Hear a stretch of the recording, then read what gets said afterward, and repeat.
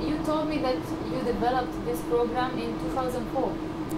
Do you want me to start from the point of view of where we begin? In other words, following the patient after transplantation, using DNA.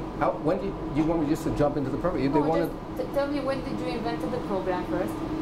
The program was invented in 2004. And how does it work? Exactly what you told me before. The patient provides a sample of blood to the laboratory, and the laboratory extracts the DNA, amplifies the DNA, and this DNA contains a unique record that differentiates one person from another. We exploit the power of the DNA to differentiate individuals in order to follow the status of the transplant after transplantation. And the way we do that is we compare the character of the DNA in the patient and the character of the DNA in the donor cells, both of which are now in the patient following the transplantation. And what we're interested in knowing in order to determine how well the transplant is doing and how well the patient is doing as a result is what the ratio of the donor cells to the total DNA, or the donor cells to the recipient cells. That's a crucial ratio. We call that ratio the chimerism ratio. Chimerism means a mixture. And we're basically looking at mixtures of DNA. We're going to get a percentage. And in 2004, I realized that the world was doing this very complicated analysis by hand. They would look at a screen from a program which generated a whole series of numbers based on these complicated machines that surround me, and then they would make manual computations. So in 2004, I developed a tool to allow people to do this semi-automatically. You just import the data, and it computes the percentages. And over the years, I realized that we have percentages, but we don't know whether the percentages are accurate. So that required another stage of development, which we call reliability testing. In other words, is the data that you're using to compute the ratio, is that fundamental data produced by these machines that measure DNA, is that data reliable? And so we developed a number what we call parameters, things that help us understand the status of the data.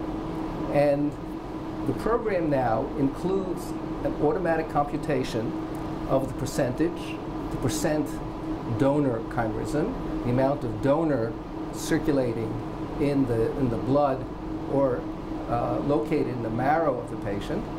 At the same time, we will know at the end of the analysis whether the data that we've used and consequently the results are usable and should be transmitted to the clinicians.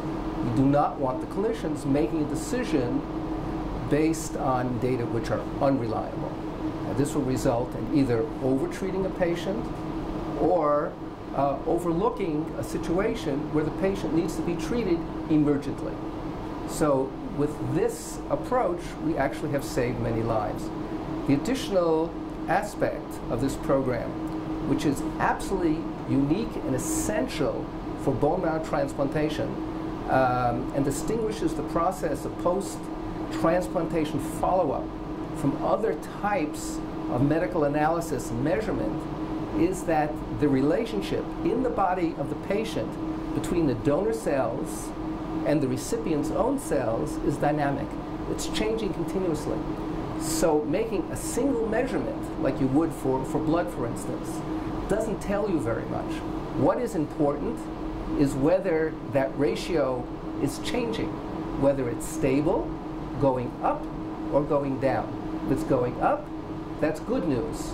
If it's stable, that could also be good news, depending on the level. If it's going down, that could be bad news. That could suggest that the transplant is failing, or if it's malignant disease, for which the patient was transplanted. It means that the malignancy is returning, and that's bad news, and that requires an immediate response on the part of the clinical team. Thank you so much. Now I have to show to my colleague. Turn at the computer. One second. You can explain while you're. Yeah, no, I'm just preparing it. But face the computer, I mean. Okay, hold on a second. Talk and work. Right. No, but I wasn't doing anything analytic. I have here the program as I open it to start an analysis for a patient. There is in this corner a block with all the critical information about the patient, patient's name, the identity number, the age of the patient, and the sex, which is very important in the analysis, as well as the donor source and the sex of the donor.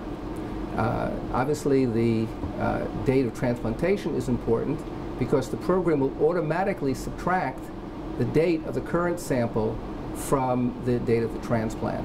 And just for academic purposes and for interest, we'd like to group the patients according to disease classes, so we need the diagnosis, and then to know which sample, in fact, has been identified and analyzed, we have the sample number. So this is the patient block, and beneath it, we have a table which will list, in order of the sample presentations, all of the samples. Now, on this side, we will have, corresponding to the table, a bar graph. Okay, and this is an example of how the completed report page appears. We have here the table with the various entries, and you'll see some of these entries bear an identifier called NR, which means not reliable. So immediately after transplant, the patient had so few cells, it was very difficult to get good DNA signals, and so the first two samples, in fact, were unusable. Can you show us more images? Yes. On the computer so that we can have more pictures of it. Okay. So let me go to this page, which I don't have as good an example there. This is an example of the raw data that we use in order to make an analysis. The analysis of chimerism is based on a comparison of the amount of DNA from donor cells and the amount of DNA from recipient cells. So in this, at the bottom panel, you have the results, the DNA analysis, which expresses the amount of DNA in terms of peaks from the patient after transplantation. C is for chimera. Okay, so that is a chimeric sample, and what you can see here is that there are 3 peaks. Now, to know, we have to know the source of each of these 3 peaks of DNA. To know the source, we compare the current sample from the patient, the chimeric sample, with the patient before transplantation and the features of the DNA from the donor. Now, the larger the DNA fragment that we're looking at, the further to the right it appears as peaks. The significance of that is that in this particular area of the DNA, the size of the DNA from the recipient is considerably smaller than the size of the DNA from the donor. As a consequence of that, we see in the chimera of the patient, we see 3 peaks. There's one peak that in fact is shared between the donor and the recipient. We call that SH, or shared, and that's not going to be useful for the ratio. Okay, so you have to show us more images on here on the computer. Okay, is a similar example where you have the 2 donor peaks on top. Can you make it bigger? I can indeed.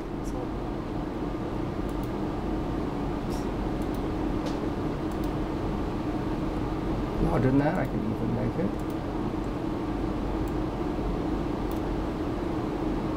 Okay, so here you have the donor DNA on the top, recipient DNA on the bottom, and the current sample from the patient now has a unique peak from the donor and a unique peak from the recipient. The program automatically computes, based on the amount of DNA in each of those peaks, what the correct percentage for donor chimerism, which is 96%. There are some critical examples where we need to go beyond the idea that we're analyzing all the different cell types within the blood. And in those situations, we need to separate the key blood types, which include T cells, B cells, granulocytes, and NK cells. And we do separate chimerism analyses on each of these. The crucial cell type is the T cell, and although the other cell types you can see here are less than 100%, the fact that the T cells are 100% means that this graft is doing extremely well and the patient has successfully engrafted.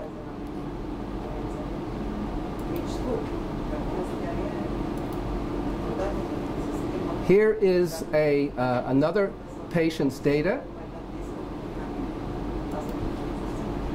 We can see here a similar sort of situation where you have a large single donor DNA peak and two smaller recipient peaks.